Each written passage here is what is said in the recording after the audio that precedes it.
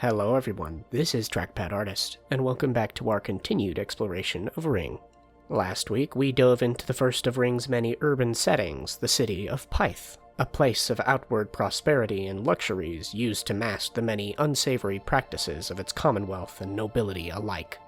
This week, however, although we'll be keeping our focus on Ryng's outer circle of Yetri, we'll be looking into one of the many peoples that call it their home, discussing a people and race accustomed to its incredible harshness, the Stortein. In discussing the Stortein, we'll first explore their rather imposing physiology and the many strengths and resistances it provides, before discussing the conditions that warrant such traits, as well as Stortinian culture, traditions, and standing relationships with Ryng's other peoples and communities. Getting into the discussion proper, we begin with the Stortein's physiology. Physically large, muscular humanoids completely devoid of hair. A Stortein's stature is the first thing one will notice of them, as these incredible people grow to be between 6 and 7.5 feet in height, making them the largest humanoid race upon Ryng's faces. This height, however, as opposed to the slender, lanky builds of the Nalfi, is paired with intense musculature, as the Stortinian body excels at converting food into the necessary proteins to produce and build muscle. These muscle-building bodies also excel in burning energy-dense fats, leaving the Stortinians to be visually incredibly fit, regardless of their practices and routines. Their complexion is often pale and almost sickly gray, further desaturated to be cold in coloration, holding little undertones of the warmness of flesh and blood within its pigmentation. This pale, desaturated color is often paired with dark, piercing eyes, used to pierce the intense light of Yetri's desert skies, most commonly seen in pigmentations of navy blue, deep maroon, or voidly purples.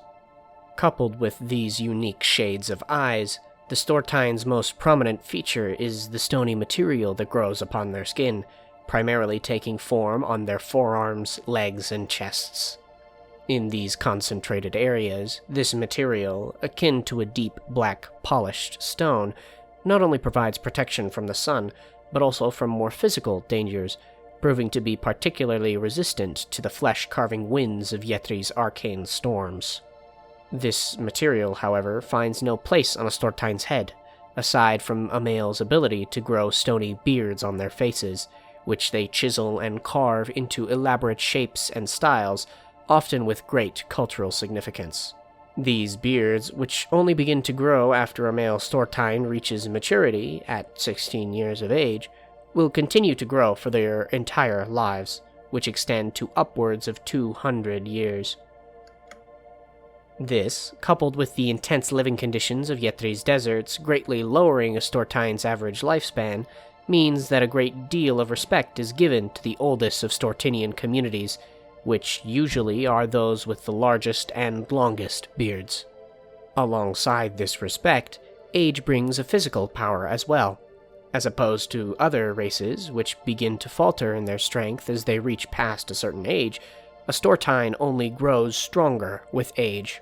This leads Stortinian communities to be most commonly led by sages, the eldest in a community, who not only have the greatest amount of experience and wisdom, but often the most physical strength as well. These sages are seen as protectors, and aren't confined to any one gender, as the Stortein value strength and survival above all else, which, when coupled with female Stortein sharing a similar strength and build to the males, leads female sages to be more than commonplace as well. These cultural habits, however, extend far beyond simple grooming standards, reaching into the realms of clothing, rituals, and even language. The first of these examples builds upon these positions of power, as the rank of sagedom is not only expressed in the keeping of one's beard, but in the markings of intricate tattoos upon their faces, particularly their lips, cheeks, and foreheads. The symbols which stain their skin each represent a different office within Stortinian society, and are worn with great pride and honor, of which honor is held as the pinnacle of Stortinian values. Life within the desert is hard enough without the added complications of conspiracy and deceit. To this end, dishonor and treachery are seen as a Stortein's greatest sin. But even greater is the loss of life to a community than treachery, leaving those who bring dishonor upon themselves to either be banished or sold into the hands of slavers, or to atone with the severing of their beard. This atonement, although always literal with mature males, can also be done ceremoniously in the case of females or young children who have yet to mature. It is in this manner that most cultural traditions have been formed, by a need for survival. Rituals and customs develop out of need first, before being given additional spiritual significance, as the Stortein are an incredibly religious population, at least within their older, desert-bound communities. This religious need has since sprouted into one of Ryng's largest unorthodox cults, that being the Bearers of the Father's Flame, a branching faith split from Ryng's orthodox cult of the Order of the Loom, which will be discussed in further detail in a future discussion. But for now, regarding the Bearers of the Father's Flame, this is a faith that follows the traditional pantheon story, one outlined in the second video uploaded to this channel, The Gods of Ryng, a Celestial Mythos. Where these beliefs differ, however, is in their interpretations of redemption, believing it to not come through forgiveness, but through punishment, specifically through pain. To this end, Bearers of the Father's Flame practice in a form of self-mutilation, seen as a repentance of past transgressions, viewing the initial fall of angels as their most grievous sin. This process of repentance involves the scarring of one's flesh, searing symbols onto their bodies that mark their past mistakes, and in doing so, becoming free of them. As such, these scars aren't a cause for shame, but pride. Not pride in their mistakes, but their absolution from them. Because of this, Bearers of the Father's Flame are each indoctrinated through the searing of a full sleeve of burns on their right arm, used to atone for their original sins of leaving their Creator's presence. These practices make the people of this particular faith incredibly rigid in their beliefs, unwavering in their faith and practices, while adhering to the core tenets of their faith. Punishment is necessary for redemption. Wickedness, even from past lives, cannot be atoned for. It must be punished. Pain purifies the soul. Sin can only be cleansed through pain, specifically through the scarred energy of fire. Pride in atonement. Branding oneself with scars is not shameful, but an act of pride, demonstrating a willingness to acknowledge and atone for mistakes and transgressions. In adhering to these three tenets, Bearers of the Father's Flame are still incredibly respectful to differing faiths, being taught to adhere to all celestial and terrestrial laws of kindness and understanding towards anyone they meet. Although a faith originally belonging to none other than the oldest communities of Storteinian peoples, their continued faith and mingling with larger communities has allowed the faith to find footing upon all of Ryng's faces, growing to become one of Ryng's most populous faiths, behind only the Orthodox faith of the Order of the Loom and the Brass Lotus. This expansion of the faith, however, has also brought with it an expansion of the Storteinian culture, which over many centuries has evolved to encompass two schools of practice, one of original tradition and another of newfound purpose. It is unknown where the Storteinian first came to settle, as their ancestral homes, deep within the deserts of Yetri, are sites that have long since been lost to time and sand. Even still, their desert origins are far from disputed, with continued tribes of their people continuing to brave their harsh environment, even to this day. In order to survive such a place, Storteinian communities are usually rather small, comprising upwards of 10 families, all settled into minuscule settlements concealed by sand and rock. These settlements, constructed of condensed and packed bricks crafted from the same iron-laden sands they inhabit, are clustered domes, with sunken entrances and passageways built and designed to keep the heat of the day at bay. Further means to combat the heat, however, are found in Storteinian attire, which is distinguished by a treifal, a woolen scarf sheared from the rough hides of desert sheep, which Storteinians wrap around their head and neck.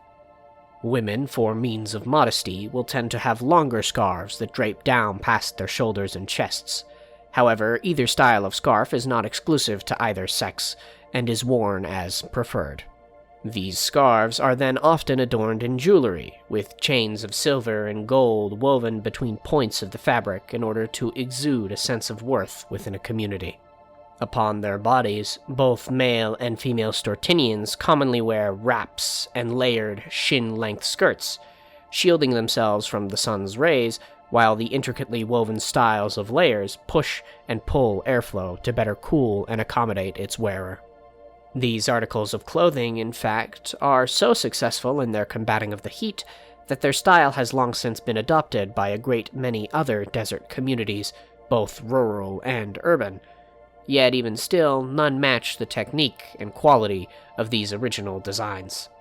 To this end, Storteinian goods, which always strive for function over fashion, are incredibly sought after, and after many centuries of their craft, they have even grown to become both functional and fashionable, becoming both items of commonality and luxury. Because of this, Storteinians thrive on trade, but their isolated desert homes make such a thing rather difficult. To combat this, however, isolated communities of Storteinians embark on a biannual pilgrimage out of the desert, packing a great many goods to sell and trade within Yetri's more urban markets. These pilgrimages, which differ with every unique settlement of Stortein, are causes of great excitement for the communities which they visit, which will often hold market festivals to celebrate their arrival. This relationship has placed the Storteinian people in an incredibly positive light within the outer circle of Yetri, but it is this relationship that often leads to them being taken advantage of. Slavers find Storteinians to be an incredible prize for both their strength and their talents, and will often form large caravans with the intent to raid these trading pilgrimages, stripping these lowly merchants of not only their goods, but their freedom. These enslaved peoples are then often sold to the highest bidder, independent merchants and nobility alike, and in some less than uncommon cases, even directly to the united market. This life, however, isn't reserved for all Storteinian peoples, as there are a great many who have long since abandoned their desert roots in favor of integrating themselves with larger society. These kins, now found on all of Ryng's faces, often retain their religious vigor, but lose their desert identity, usually having no trouble integrating themselves into the customs and traditions of their surroundings, making them like any other member of their community, aside from their incredible stature. These integrated communities of Storteins are thus viewed in a generally positive light, even amidst some rather unsavory stereotypes, often placed upon them as being dumb and brutish, unrefined and savage. These ideas, however, are incredibly far from the truth, as the elegance of Storteinian culture, craftsmanship, and ingenuity continue to disprove such harmful assumptions, often only held by the ignorant or hateful members of Ryng's communities. All this is to show the underlying depth and intelligence of the Storteinian community, which, rather than academics, favors experience and craftsmanship, a community of power and self-sufficiency, able to survive and thrive within Ryng's most hostile environments.